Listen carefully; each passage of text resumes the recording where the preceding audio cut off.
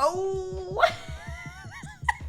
I feel like I'm gonna have a sadistic smile through this whole one. It's not good. Okay. I have a sadistic smile, just a beak around you. I don't know what this is about, but I'm so excited because you've hyped it up. What are we talking about? The battle against AI and humans wages on, but today we have a win for the human, for humanity.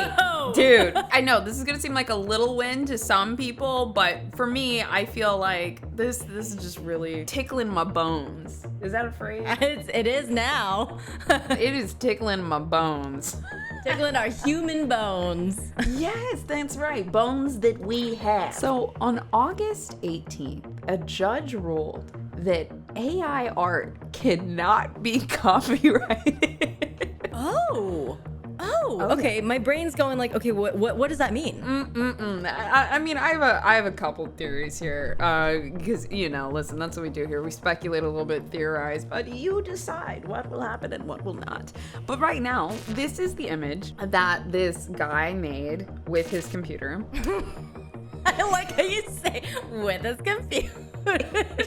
You see it, right? It's giving like Monet to me. Giving Monet. Something about it looks off, but okay, yes. I mean, we know that that's what AI art does. It just scans and aggregates a bunch of images. It can emulate anybody's style, which bothers me because, okay, sorry, going on a rant about this for a second, but I am a firm believer that a lot of artistic expression comes from not being classically trained in something and just being like, as a human being, like, I like this, ooh, and then your brain just kind of adds in like the essence of who you are as a person, and that's how we get these really unique styles. Well, you can't copyright a style, but it's really hard to emulate like some people's style when it really comes from the heart. I know a lot of people that watch us, like, you guys are artists and like, drawing while you're listening to us, like, you get it. There's an essence of you in your imagery, right? But with AI art, we can just send 1,000 images of Monet and 1,000 images of Picasso, and it's like, okay, combine this. And it's missing that like human essence. It has the style of these two people, but like it doesn't have that essence, right? I love when people aren't classically trained in like singing, drawing, something like that, and they have this style that comes out that's without parameters. When you go to school, they put parameters on everything you do because they're like, this is the right way to do it. Well, when somebody's not trained in something and they develop their own style, but then maybe they go to school and kind of refine it even more, oh, it is so beautiful. And as you know, I am an advocate for human art and human expression. But what the AI is doing is it's just taking our styles and our essence and then taking the trained parts of it all that like you might get from school, and then it's like, here it is. And like, sure, this image, dude, this thing's kind of dumb, okay? Like, it's just not, there's something off about it. I look at a lot of AI art. It's just plastered all over my Twitter. This is not a good one. Like, there's some really, really incredible ones that have come out lately where it's scary because I'm like, I can't tell if it's AI or not. This is getting to a point where like it's indistinguishable. There is something off. And I'm not an artist, but my gut tells me that there is something off about the perspective of this. Look at where the train track is and look at where the tunnel is. No, it's not in the middle. The tunnel is not in the middle of the train track. So when the train turns into the tunnel, it's going to scrape on the left side if you're going towards the tunnel. Do you know what I mean? Yeah, no. And then like over to the right, I'm like, is that a window? Yes, there's something wrong with this one. They needed to talk to their computer a bit more and be like, hey, can we get a second draft? Can we get a variant, please? Good gosh. But okay, so what you're saying about artists, I'm just going to play the devil's advocate on the other side, right? Like sure. What AI people will say, what NFT artists will say, and sorry, NFT artists. If you're not, sorry, this episode is not for you guys. It's like, well, if you're an original artist, somebody who does their art and has put it into an NFT, I would say different category. I think AI generated images, I think that they would say all art is copied. All art is just a cut and paste of different type of styles. I think that is the main argument happening, where it's like, you think Picasso wasn't inspired by another artist? He just took a bunch of other stuff and made it his own. This is the same thing. That is, I think, what I have seen as the main argument. And to your point, I think that there is something that happens when you intake art all throughout your life and then something else comes out of you with all of that as an aggregate in your own brain, not in a computer. And you know what? You know what the NFC people would say right now? They would say like, but isn't that what the computer is doing? And I'm like, no, it's not. And like, that argument falls so short to me because, like, imagine your kid is drawing something, right? And they're, like, really getting into it. It's starting to look really beautiful. And, like, you know, you lean over and you're like, oh, you must have been inspired by something to copy that, right? Like, that, it's just, I know you guys are getting it, but you're choosing not to get it because you want to fight for this new thing. Does that make sense? Yeah. Like, and the other thing that's annoying, too, is a lot of these AI and NFT artists, like quite a few of them are actual artists. They just, you know, are integrating. Maybe they're like, you know, very futurist and they like this kind of stuff. And so they're integrating. But it's like, dude, don't forget where you came from. And I'm like saying this as somebody that's like not even an artist. I'm like, no, what? And like, dog, here's the other thing too. The image that I sent you again, the like Monet kind of thing. The reason, in my opinion, why this would be so magnificent if done by a human is because that extreme level of detail, to do that with a paintbrush or to do that with like pen and pencil, that could really be amazing, you know? But that detail was just by a computer. Sorry, you know what else I hate about this picture? Oh, give it to me, girl. Okay, so there's one track for the railroad, but there isn't, and it looks like a second one is starting next to it, like a train can pass, and then it disappears. Where does the train track go? It just disappears. This is a safety issue now. This is a safety hazard. You're right, it does. And then, I'm going in on this right now. Okay, see the bridge? See like the hole between the bridge? Yes. There's another bridge behind it. Why the fuck would you need another bridge 150 feet apart? Like the people building the bridges, the engineers, they're not like, you know, Tom, it would be really beautiful if we built another bridge next to it and add it. Should we add more moss? Yes. And then one day somebody will paint this. Like, okay, so here's a hypothetical for you. What if an artist generates this image and then uses this image as the inspiration to paint a real painting? That's kind of what was going on in this ruling. It has to have a human expression in it, right? And so when you think about it, the human expression of like, let's say you go to Yellowstone. I saw a lot of people painting out there this week. You go to Yellowstone and you see people painting their impression of what's right in front of them. Similarly, if somebody generates something through AI and then they paint their impression of it and change it up, I'm like, okay, you traced that, but I'll take it. Like, that's how I feel about it. This is where it gets really gray. Even for storytelling, even for essays, even for folks who are in school using ChatGPT, if it gives you an outline of where it should go and then you input it and there's this sort of marriage of the two, it's not all human. It is kind of an integration. It doesn't make it wrong, you know? Like, are we using our brains less and is that a worry? Or are we allowing our brains to kind of get a jump start? It's like a 5-hour energy for your brain. Is that bad? Is that wrong? And I don't know yet. Another thing too is it's not just about the technique, right? The technique is a huge aspect of this, but it's also about the imagination. When you generate an image through Midjourney, you literally type /imagine. That is the command for it, right? For me personally, I have a very vivid imagination and I can imagine what I want very, very well, but it's actually hard for me to type that into words, which that is the skill of prompting. Okay, this is gonna get really dark for a second and I'll try to omit details. It reminds me of, I read these stories from this guy that made art and it was very gory. It was very grim. There was a lot of death. There was a lot of blood. Where he was raised, his family was attacked by the cartel and he saw some of the most gruesome, terrifying things ever, like body organs, like from when he was a child. And so then he ends up being this artist that expresses his trauma through, you know, painting these really, really morbid things. Now that person's unique experience creates this unique art, right?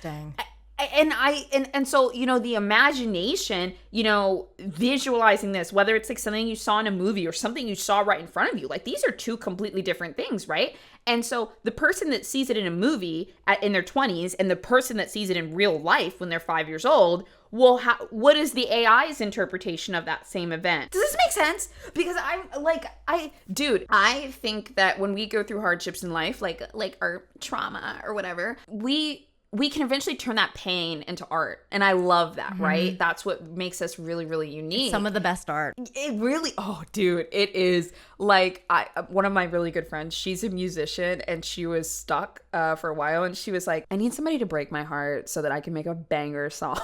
Like, she needs that pain. It's an she interesting needs thing. That. There have been times where I'm like, I don't know if I could be a true artist. I'm like, I'm really, I'm like, I don't want to be out of the relationship I'm in. I don't know if I could be in real heartache. But I'm like, good on Taylor Swift. Good on, like the folks who put themselves out there like that throughout their artist life, honestly. Oh, yeah. Alanis Morissette was just getting in horrible relationships back to back and putting out bangers. She's like, ooh, I'm gonna write about this one. Yep, and it's gonna be number one. Adele's management setting her up with the worst guy ever and just waiting for the songs to drop. Not saying that happened. I'm just like, I'm making shit up, but Okay, so tell me more about trademarking and art, because does Picasso have and I keep using Picasso because I just feel like it is so distinct. Picasso has a trademark on his style of art, or is it he got so big that whenever anyone sees it, they know it's a Picasso? Absolutely. When you see, those facial features jumbled or whatever, you're like, okay, person was inspired by Picasso. Even if somebody wanted to emulate that style later, it was just so big.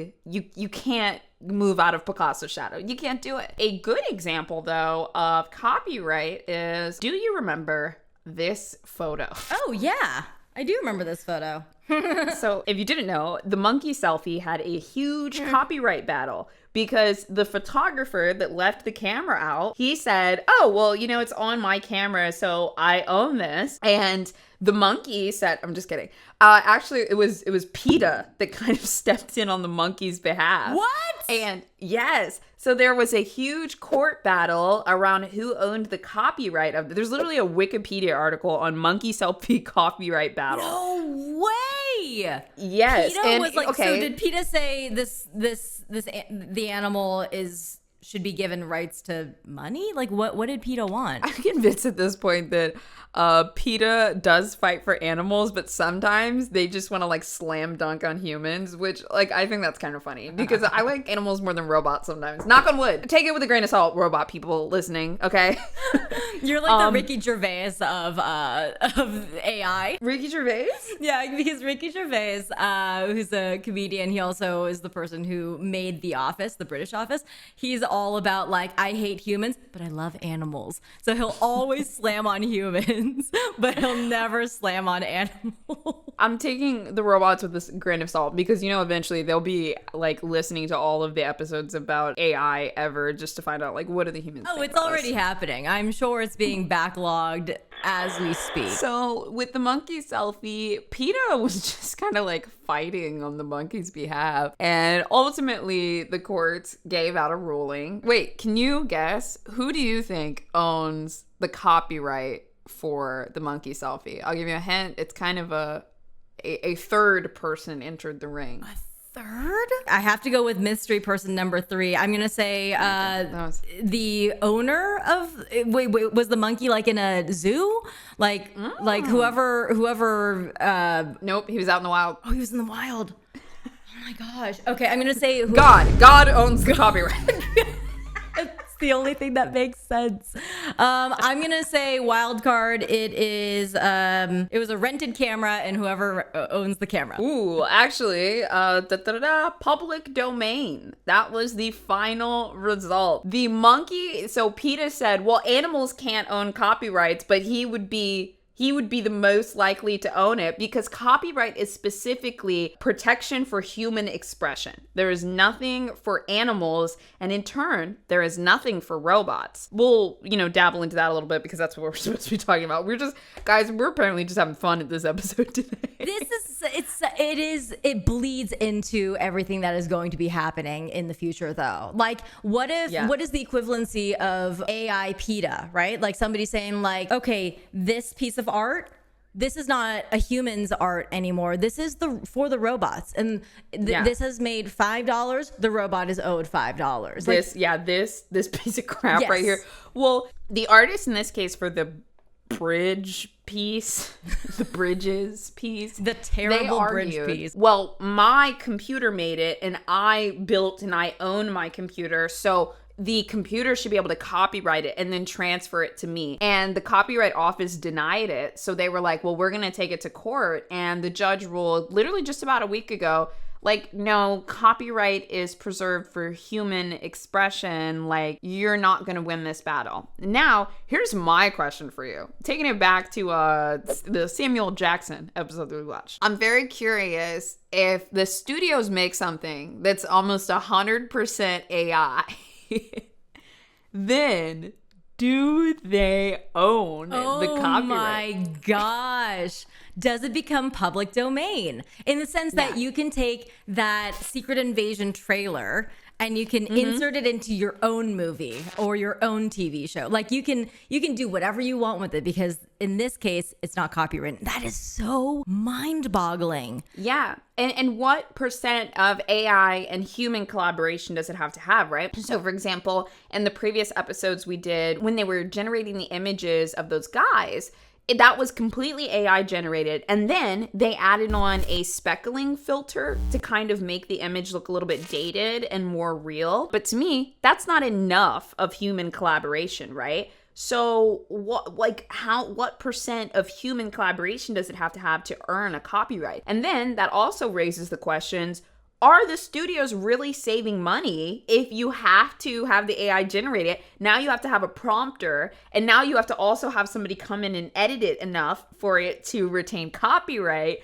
I'm telling you, big win for humans today, boys. Have you seen, though, there are jobs at Netflix and a bunch of other studios for like $200K to $1 million for people who know AI. And so like this is the type of discussion, at least on this channel, which I think like we keep having. We have a pretty hard stance on what it means for art, and at the same time it is so important not to be left behind. Like by no means does our stances on AI being like wishy-washy mean that we should stop learning about it. I think we all need to continue learning about it. And if you are in the industry of like using AI together, like learn the shit out of it. It will help you. It will help your jobs. It's not going to be AI that replaces you. It will be people who know about AI that will. Yeah. And also I've seen those articles where it's like Netflix is offering $1 million for this role in AI. Well, part of the reason for that is because they're going to dump everything on that person to build the infrastructure for the AI department. And then in a year or two,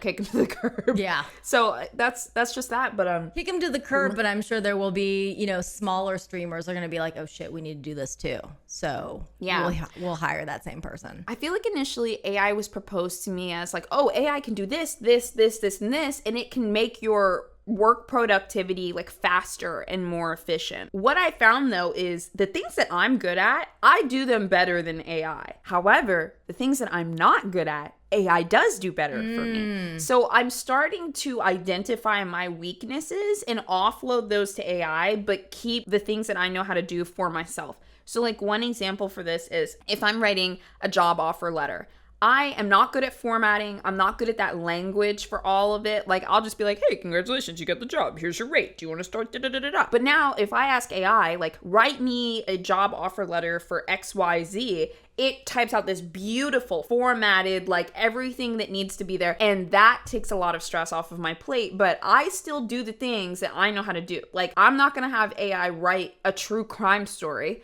but like, I'm going to have it write like an offer letter, which I like can't do. Yeah. I stick to my stuff, let you do, you know what I mean?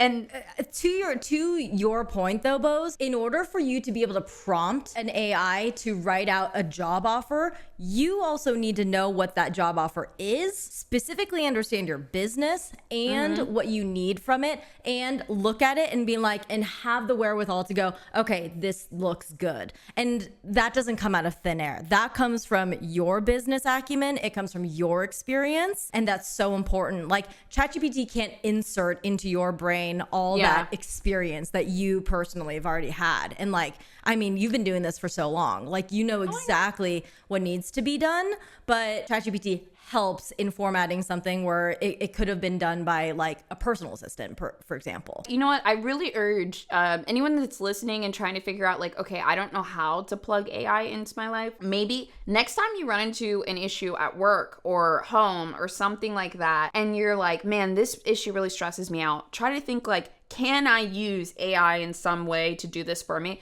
Like, for example, if keeping track of your grocery list is like really stressing you out, type to ChatGPT, ask it. Oh my God, I'm so tempted. Can I do this right now? Yeah. Okay, so I'm gonna ask it, can you make a grocery list for me that feeds 2 people for a week that mostly contains fish and vegetables? It says, of course, here's a grocery list that's designed to feed 2 people for a week with a primary focus on fish and vegetables. Isn't it nice when it's like the thing that you asked for? Here it is.